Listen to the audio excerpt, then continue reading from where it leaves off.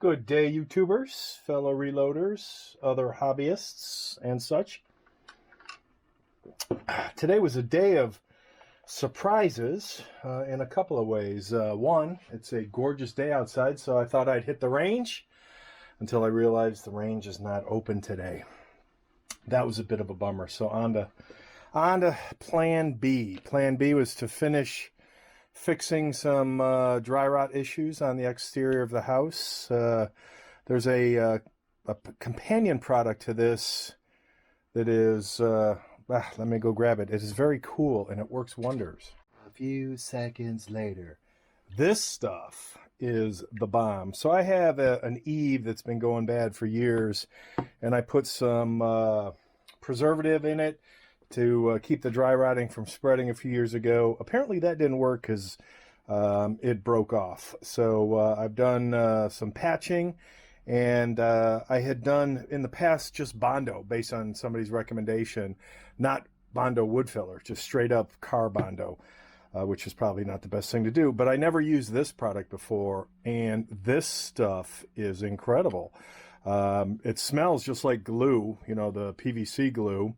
But you clean out your dry rot, and then you apply this, I think it said 4 to 6 coats, and it turns the wood into like this plasticky material, which then bonds really well with the Bondo wood filler. Unfortunately, the little red cream hardener that they give you with this can, you know, I'm no expert, wasn't enough for me. And this shit, this Bondo red cream hardener is like unobtainium. Geez, can't find it anywhere. The big box shops don't have it. Online doesn't have it. And when you, well, let me rephrase that. Online has it for some crazy price. So I finally found it at, would you believe, Walmart of all places. So that was plan B. But in between plan A and plan B, I was talking with somebody. I was searching the classifieds as I normally do, and I found a posting on the local hobby forum, and I could not believe what I found. So this is something I would have never, ever purchased. Ever. Ever, ever, ever. A Ransom Rest. Which, if you look this puppy up online and you see the cost, you would know. Because this is, in this configuration, this is the rest and the base plate. So together these are called the combo. And the gentleman that was selling it was not quite giving it away, but it was a great deal. And he said almost new, so I'm guessing it's been in the garage. And I was thinking, okay, I could do some little restoration, you know, maybe hit that with the bead blaster and buff the plastic out. But then I discovered I do not need to. Because when I looked in the included kit of goodies, so the combo rest on this wood base plate, which I'm going to make a different one, and here are the goodies. And the goodie box, whoops, includes a never installed remote trigger handle, so you just squeeze that instead of touching this. Puts it back in the bag. And a handful of the grip inserts, because for those of you who may not be familiar with the Ransom Rest, it's not a universal mount, which makes it that much more expensive and unique. It's based on the grip insert. So there's a grip insert for the EAA Witness, CZ75, 85, and hopefully, well, we'll see, the 97. Chip McCormick, or I don't know why they call it a McCormick 1911. I didn't know that a Chip McCormick was any different than any other 1911. And then I did that CZ. Well, looks like we've got 2 CZ75 85s. So maybe one of these goes up for sale, because looking at the price of these rest grip inserts, holy majoli, there's some bank there. So we've got that. He mounted this with some different screws. There's some screws included in here. I don't think these are from Ransom Rest. Who knows? I wouldn't know, because not something I would buy. Like I said, bunch of documentation. Rest windage base. That's the 2 football knob thingy, or 3 actually. The actual documentation for, and considering what this costs to have this kind of documentation is a little underwhelming. I would expect something more along the lines of, you know, something like that. But, you know, it is what it is. No biggie. No biggie. But then the nice surprise of the package, of this package, oh, looks like I got a loose washer there, was,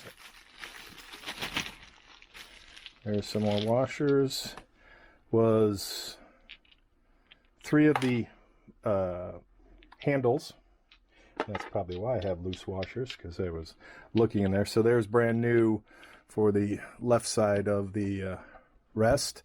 And then these are brand new for the bottom. So my idea of potentially needing to clean them off with some bead blasting is kind of moot now, because I don't think we need to do that. I can't seem to hold on to my washers. I'll leave these out. Maybe there's another washer floating around somewhere. But these will get replaced, and maybe this afternoon or this evening's project, one more item to display is, I don't know if it'll fit on the table, so let me move the rest out of the way.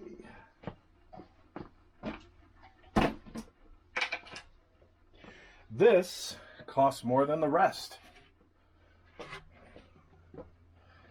This is a tiny sheet of plywood that, you know, you can't even get, I think, 3/4 inch anymore. I think this is, what is this? What do they call the measurement? 0.703 inches. It's not even 3/4 inch. So everything's shrinking. Shrinkage. So I think what I'll do is I'll rip, I can actually make almost 3. I'll probably cut this to a particular size, rip it on the table saw, and then glue 2 of them together, because I'm going to make a bigger, at least wider piece of wood mounting, and I'll probably do I'll probably make it a little wider than this, maybe a little bit longer for clamping purposes, and then I will shoot this. I'll probably prime it black and then shoot it with my fave, which is truck bed coating. So it'll have a very black, very dark theme going, but it's a pretty cool device. And let me show you what I mean when I say that the screws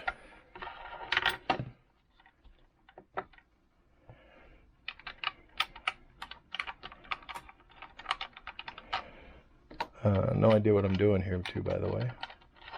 Hopefully this is how you take it apart. I can't see otherwise.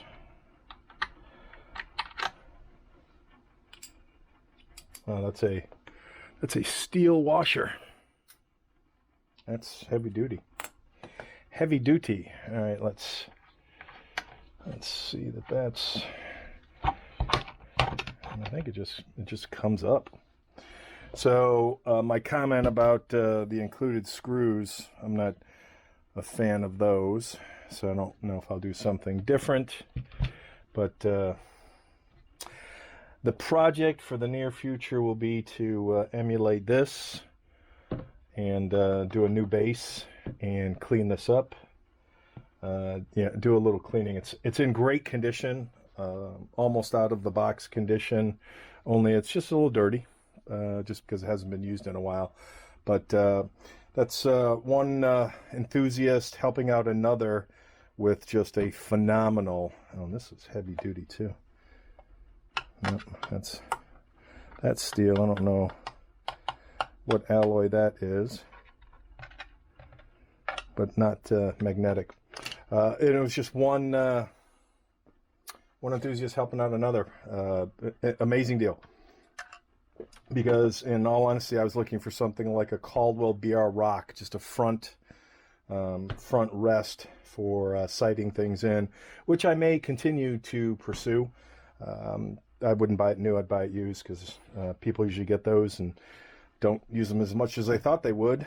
But that's in a totally different price class than the Ransom Rest. So have to say, very, very cool. Good stuff. So I'll probably stitch this all into one longer video, or maybe I'll make it into a couple separates. Maybe this is the intro to the key buy, key find. So it's kind of funny because it cost me more than I thought it would.